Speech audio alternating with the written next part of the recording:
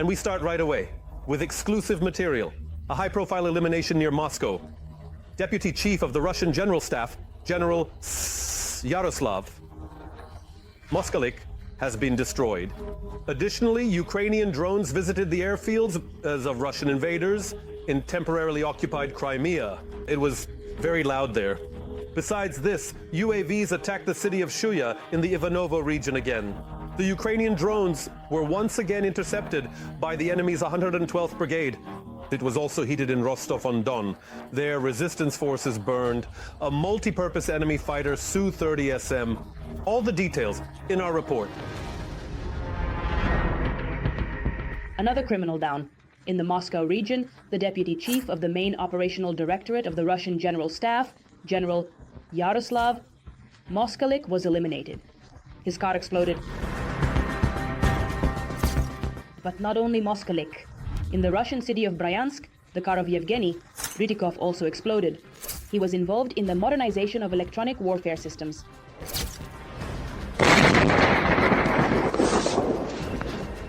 Meanwhile, it was loud once again in Russia.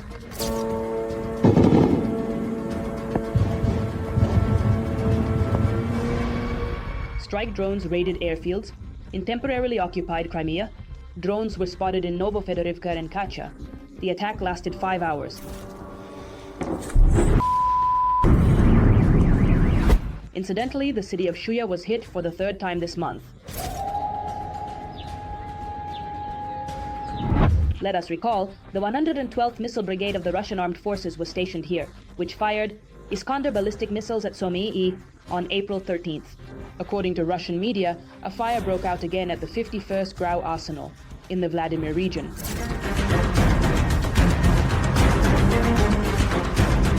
In Russian Rostov-on-Don, a Su-30SM multi-role fighter was destroyed.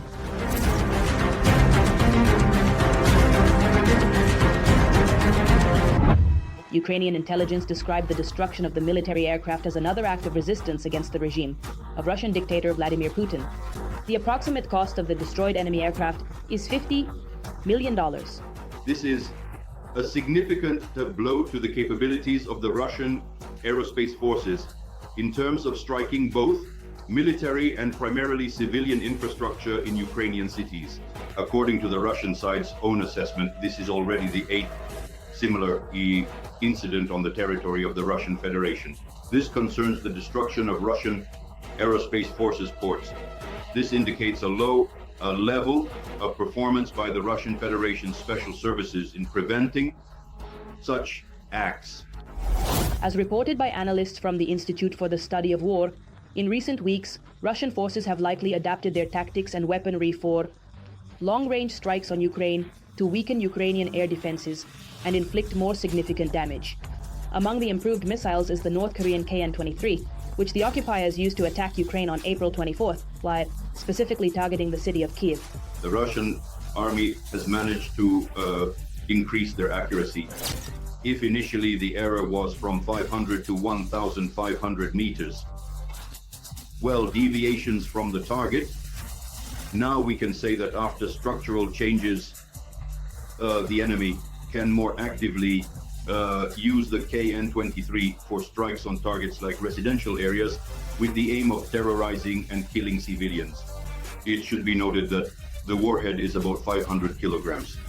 And the main thing is the flight time to the Ukrainian capital is no more than 2 minutes. Not Ukraine alone. NATO fighters intercepted a Russian reconnaissance aircraft, IL-20, near Poland. The Russian Federation is monitoring the territory of Poland. Poland is used as the main logistics hub with the United States and our European partners at the moment for military technical assistance to the defense forces of Ukraine. Therefore, I do not rule out that there is monitoring of Polish territory to obtain objective control data on the nature of military technical assistance to our country. Every voice matters. Join our community, support independent journalism and help us bring you the truth from Ukraine. Become a member of Ukraine Today. Join us now. And now, an analysis of the operational situation on the Toretsk front. The Russian world is becoming more aggressive here as well. On the Toretsk front, the enemy attacked our troops' positions 8 times, in the Toretsk area and towards Delivka and Daknoye. 3 clashes are still ongoing. According to unofficial information, Ukraine has increased the production of its 155mm self-propelled artillery system Bodana 2S22 from 6 units per month in 2023 to 36.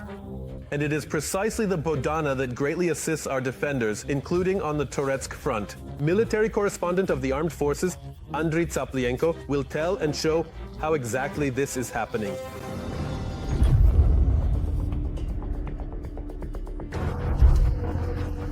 The domestic Bodana installation is currently stopping an infantry assault in Toretsk, and we need to have more of such weapons. And partners are here today, gone tomorrow, these guys say.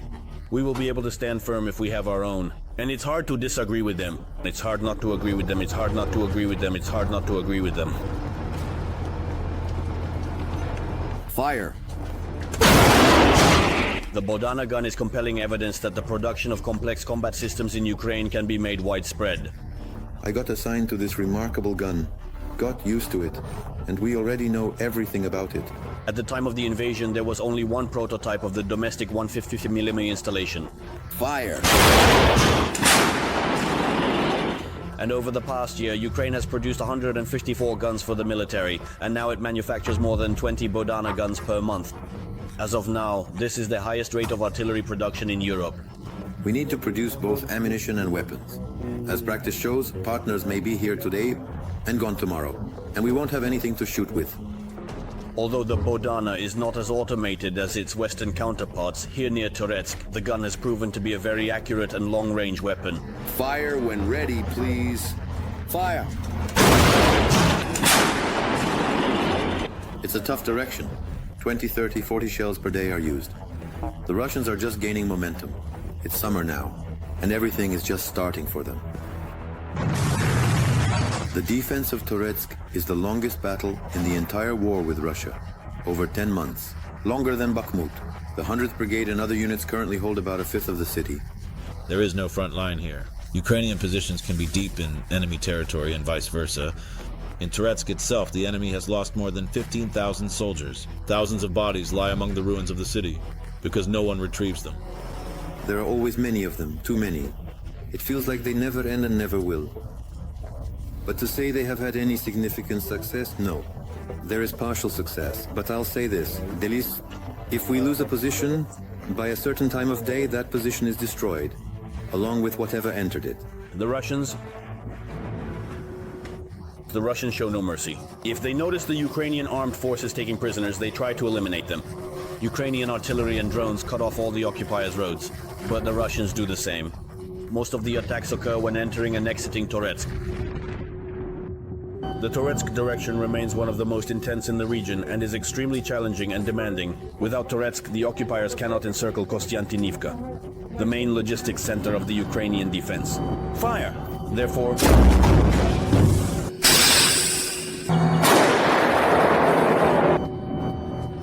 there is a lot of work here for Ukrainian artillerymen. The commander of the American Paladin installation of the 100th Brigade is convinced that even in the era of drones, artillery has not lost its relevance, especially in Toretsk. Is artillery still relevant? Yes. It remains relevant because it covers the infantry. Artillery is artillery. You can't do without it either. You can't quickly block or suppress an assault. That is, FPV strikes more precisely, but we can deliver a massive strike, completely covering a certain area.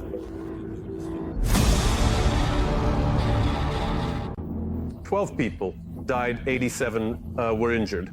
24 of the injured are still in hospitals.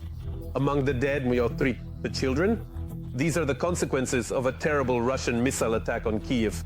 The most horrifying strike hit a high-rise building in the Sviatoshinto district of the capital.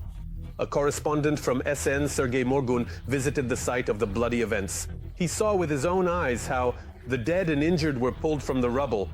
His report, filled with pain, follows. When it exploded, the entire frame flew out here, broke through these doors with the blast wave, and then these doors were blown out too. In this destroyed bedroom, Alexander says he experienced the impact. I saw the warning about the ballistic threat, but I didn't even have time to run into the corridor. Completely. Injured by glass, he ran to save others. In the next room, he says, a child was sleeping, and he is sure it was a miracle that saved them. The entire window flew out and landed here. All the glass panes. Not a single scratch on her, thank God. Altogether, he says, they ran into the corridor and managed to hide under the stairs. That's when the second explosion occurred. The impact was so strong that doors, windows, and walls collapsed in the surrounding houses. Nikolai woke up because he was pinned down by a window frame. Despite the visual chaos, he says, his apartment on the 5th floor suffered even less damage than those below. We came out, our arms are intact, our legs are intact, but the 3rd floor was hit. There, they were helping to carry a man out on a carpet. That is, we brought him here, and there was already an ambulance. But through tears, the locals say, not everyone was so lucky. One of the nearly 24 affected buildings was directly hit by a North Korean ballistic missile weighing a ton. 2/3 of the building simply collapsed. Is anyone there? Within minutes, the patrol police arrived at the scene to rescue those who survived. I'll help you immediately. Now. Just be quiet, Yanochka. Hold on, please, sweetheart. Alexei talks about what happened to his childhood friend Alexander, who lived in this house. He took the child and started to leave. Meanwhile, his wife continued to gather things. There was a powerful explosion, and they were buried under the debris. Alexander covered the child with his body. Later, they were found under the rubble by neighbors. The wife died on the way to the hospital from multiple injuries. Alexander himself asked not to be shown. Just a year ago, he returned from Russian captivity. But the occupiers found him even in the capital. The 1.5-year-old child's mother is gone. For more than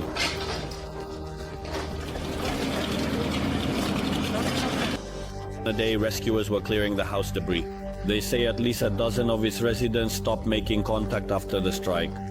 Under the rubble. With a high probability, unfortunately, there are still bodies of the deceased. Our rescuers are working.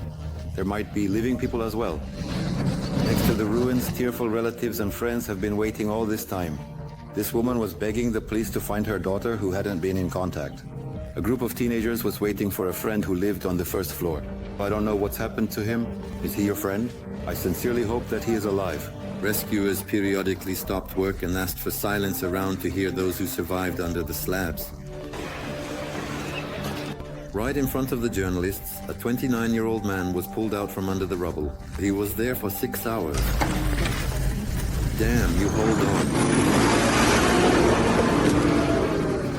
He responded to the rescuers' voices, and that's how we determined where he was under the rubble.